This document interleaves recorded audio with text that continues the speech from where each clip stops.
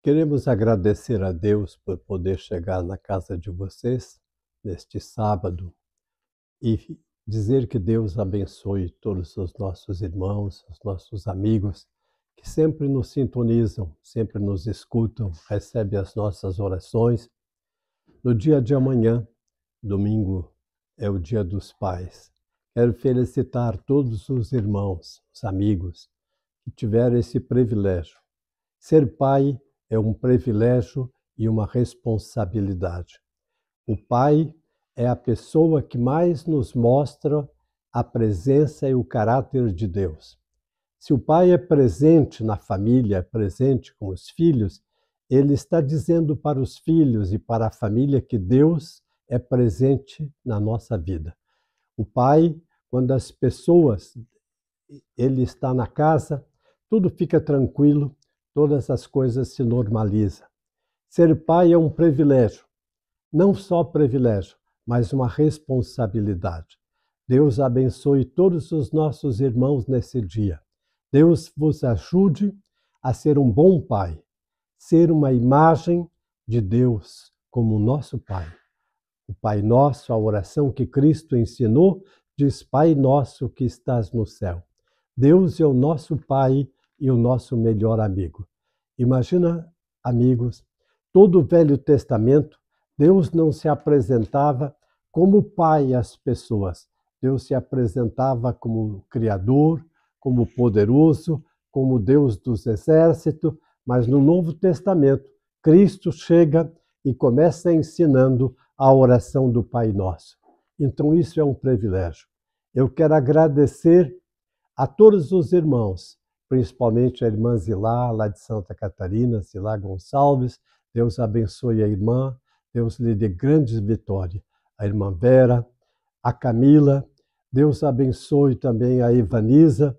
Obrigado a Ivanisa por todos os anos que congregou conosco. Sou muito grato a Ivanisa, a Heloísa Vieira. Deus vos ajude e siga abençoando a família de vocês.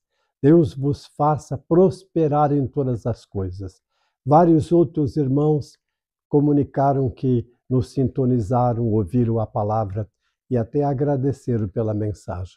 Isto é uma coisa muito boa, porque vocês valorizam a palavra de Deus. Hoje eu quero começar com uma palavra para o nosso povo sobre aquilo que não pode ser esquecido, tem que ser superado. Tem muitas coisas que não se pode esquecer. Estas palavras, aquilo que não pode ser esquecido, tem que ser superado, está escrito no memorial ao Holocausto. Os judeus, depois que terminou a guerra, para eles nunca esquecer daquela mortandade, onde morreu 6 milhões de judeus, ciganos e outras pessoas que foram martirizadas pelos nazistas na Segunda Guerra Mundial. Eles, quando fizeram o memorial, eles procuraram uma palavra, e a palavra que eles encontraram foi esta: aquilo que não pode ser esquecido tem que ser superado. Nem os algozes, nem os carrascos, nem aquelas pessoas que eram guarda naquelas prisões não podiam esquecer tamanha mortalidade, tamanho crime contra a humanidade. Não podia ser esquecido aquilo. Então eles escreveram: aquilo que não pode ser esquecido tem que ser superado. Pensa nesta palavra. Tem muita coisa que você nunca vai esquecer.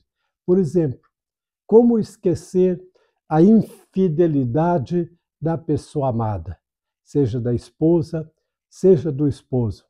Não se consegue esquecer a infidelidade. Aquilo cicatriza, aquilo marca, aquilo é para o resto da vida. Mas a pessoa tem que superar. Se ele não superar, se ele não esquecer a ingratidão das pessoas amigas, que às vezes com grande sacrifício ajudamos a se levantar e depois nem voltam para dizer obrigado. O ser humano só tem um caminho: a superação. Se ele não aprender a superar, podemos até ficar doente dos nervos e até mesmo ser levado à depressão e à loucura. Muitas pessoas que não conseguem superar, eles até vão para a depressão e vão para a loucura. O apóstolo Paulo, ele escreve em Filipenses, no capítulo 3, no verso 12 a 14, ele diz: esquecendo as coisas que ficam para trás, esquecendo os acontecimentos negativos, prossigo para o alvo. Deus, ele tem forma de fazer com que nós possamos superar. Um dos grandes mistérios de Deus é que Deus trabalha no tempo, com o tempo. O tempo é um grande segredo. Deus agarra, por exemplo, um pedaço de carvão lá na profundeza da terra e com milhares de anos produz daquele carvão um diamante. Agarra restos de argila, de areia e transforma em ouro. O tempo é sarador. O tempo faz as pessoas recuperar. O tempo que aprender quando vem aquelas recordações daqueles momentos tristes, você precisa exorcitar, expulsar. Se você perde o sono à noite e começa a te lembrar da ingratidão, da infidelidade, das coisas ruins, você até vai perder o sono. Você tem que simplesmente expulsar esses pensamentos ruins, esses pensamentos negativos e logo preencher a tua mente com pensamentos bons. Foca noutra coisa. Tira aquele pensamento do passado e foca em coisas que tu pode fazer, em coisas que pode te levantar e começa a pensar em coisas boas. Pensa nisso. Tirar o foco dos pensamentos negativos. Um senhor que a esposa o tinha abandonado e ele simplesmente ficou arrasado porque a esposa deixou a família, os filhos e foi viver com outro homem. Chegou para mim e perguntou o que ele podia fazer. Eu disse para ele: olha, o tempo cicatriza, o tempo cura todas as coisas. Você tem que seguir vivo. Cada dia é um dia. Levanta a cabeça, começa a viver. Foca em outras coisas. Procura um outro relacionamento. E aquele homem olhou para mim e disse: você diz tempo, mas quanto tempo? 5 a 6 anos, 5, 10 anos é o tempo que leva para cicatrizar essas feridas. Ele sentou e olhou para mim e disse: pastor, eu pensei que tu ia dizer 2 ou 3 meses. Você me diz 5 a 10 anos. O tempo, ele cicatriza todas as feridas. Até um texto da palavra de Deus diz que devemos dar tempo ao tempo. Imagina, dar tempo ao tempo para que as coisas aconteçam. Outra coisa que Deus usa outras pessoas.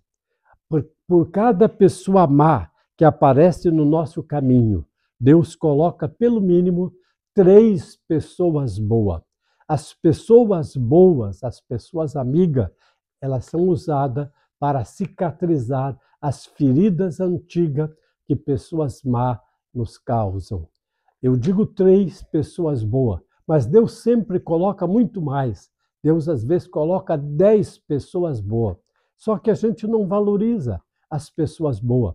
A gente valoriza aquela pessoa má, aquela pessoa ruim, ingrata, que nos feriu, nos magoou. Mas Deus coloca sempre pessoas boas. Deus usa até o sono. O sono é reparador.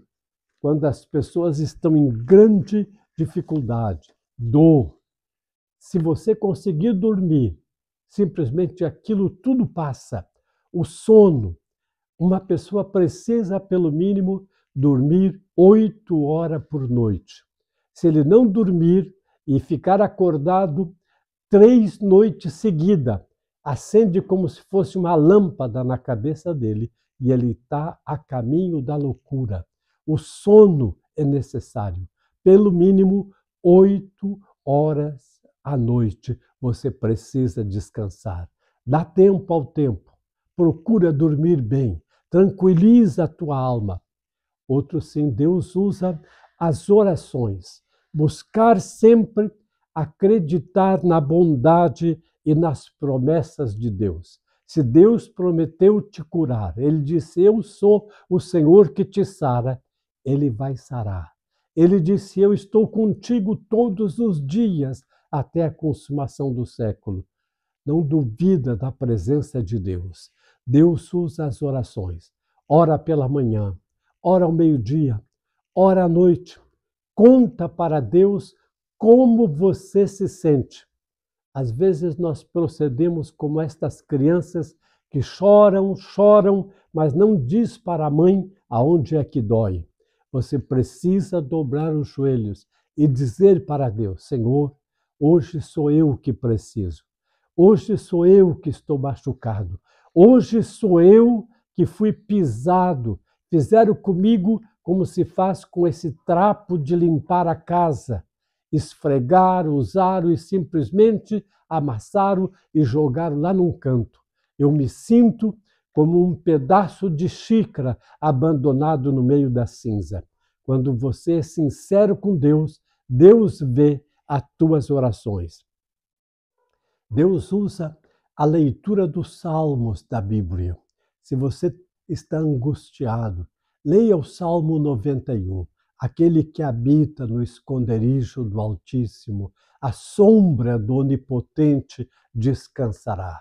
Direi ao Senhor, Ele é o meu Deus, o meu refúgio, a minha fortaleza. Leia todo o Salmo 91 e aprenda ele de cor, de memória, para que você se lembre. Leia o Salmo 23. O Senhor é o meu pastor e nada me faltará. Ele vai me guiar por veredas tranquilas e Ele leva-me a pastos verdes, águas tranquilas. O Salmo 23 diz, ainda que eu ande pelo vale de sombra da morte, não temerei mal algum, porque Tu está comigo. Um Senhor que sofreu um acidente terrível e ficou entre a vida e a morte. Diz ele que ele no acostamento, sem ninguém, e ele orando, Senhor, não permita que eu morra neste lugar sem ver a minha esposa. E buscando Deus para se livrar, diz ele, não era a morte, mas era a sombra da morte. Até que várias horas depois chegou pessoas e me ajudaram, chamaram o SAMU e me levaram para o hospital. A minha oração era que eu não morresse sem visse a minha esposa. Diz ele assim, eu passei pelo vale da sombra da morte, mas o Senhor estava comigo, o Senhor me deu consolo e eu consegui sobreviver. Amigo, ainda que eu ande pelo vale da sombra da morte, diz o salmista, tu estando comigo, não temerei mal algum. Pensa um pouco na leitura dos salmos. É necessário. Eu sempre aconselho muitos irmãos novos convertidos. Se você se converteu, leia todo o Evangelho de João. O Evangelho de João vai te mostrar Cristo como Filho de Deus. É uma simplicidade na compreensão o Evangelho de João. E depois que você lê o Evangelho de João, leia os Salmos. Os Salmos, leia o 23, leia o 91, leia o 121. Cada Salmos, ele vai te dar tranquilidade, ele vai te inspirar a orar, vai te ensinar a orar. A palavra de Deus, quando nós lemos, é Deus falando conosco. Mas quando você ora, é você falando com Deus. E quando você lê os Salmos, é aqueles homens que passaram por grandes dificuldades no passado, falando com Deus. Os Salmos te vai ensinar a comunhão com Deus. E aí você vai entender o privilégio. Quando nós podemos agradecer das bênçãos que o Senhor nos abençoa. O Senhor te ajude, o Senhor te dê vitória. Nesta manhã, eu quero orar por ti, orar pela tua vida, orar pela tua família, pedir que o Senhor te ajude a superar. Não esquece, aquilo que não pode ser esquecido tem que ser superado. Se você não quer ficar doente, não quer ficar simplesmente deprimido, depressivo, e ir até para caminhos de loucura, supera. E se supera procurando pessoas amigas. Às vezes as pessoas até nem entendem os caminhos de Deus. Fecha os teus olhos e vamos orar por ti agora. Querido Deus e Pai, olha pelos irmãos que lá nos seus lares, lá nas suas casas, estão precisando de ti, de auxílio, de socorro, talvez passando por horas de angústia, horas de enfermidade. Dá livramento, Senhor. Quero te pedir encarecidamente pelo irmão Kleber. Senhor, olha por ele. Olha pela irmã Nara que está lá naquele hospital. Tem misericórdia do Kleber, do seu filho, dos seus netos. Ajuda eles a superarem esta hora. Ó Deus, e se tu quer levar a tua serva, não alonga este sofrimento, mas se tu quer dar vida, faz ela reagir aos medicamentos, ao tratamento, e ela possa voltar para casa. Eu oro, Senhor, te peço pelos irmãos nas suas famílias que talvez estão desempregados, estão procurando um trabalho. Senhor, ajuda eles a se reciclarem nesse tempo de procura de um trabalho. Coloca eles em um curso, Senhor, para dar a eles uma outra oportunidade. Abençoa os nossos irmãos e ajuda eles. No nome de Jesus, pedimos a tua bênção, agora e sempre. Amém. No dia de ontem, ministramos uma palavra em um grupo lá no Barro Vermelho. Quero agradecer àquele irmão que nos convidou para ir lá, junto com a sua família, e felicitá-lo, e desejar que Deus abençoe o ministério dele. Deus abençoe a esposa, os filhos, todos aqueles músicos. Quero felicitá-los pela qualidade do louvor, pela qualidade musical. A palavra de Deus diz que aquela pessoa que faz um trabalho por excelência não vai trabalhar para pessoas obscuras, vai estar no palácio dos reis.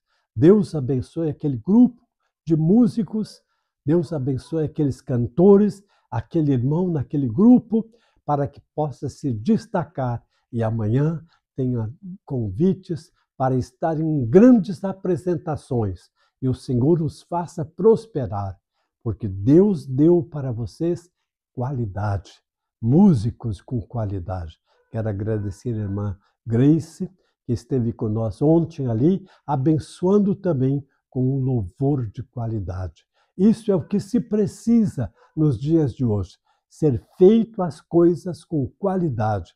E um louvor com qualidade, as pessoas têm prazer de ouvir. Deus seja com vocês e vos recompense por tudo. No nome de Jesus, muito obrigado. Será até o dia de amanhã, quando de novo estaremos contigo com uma palavra de Deus. Obrigado.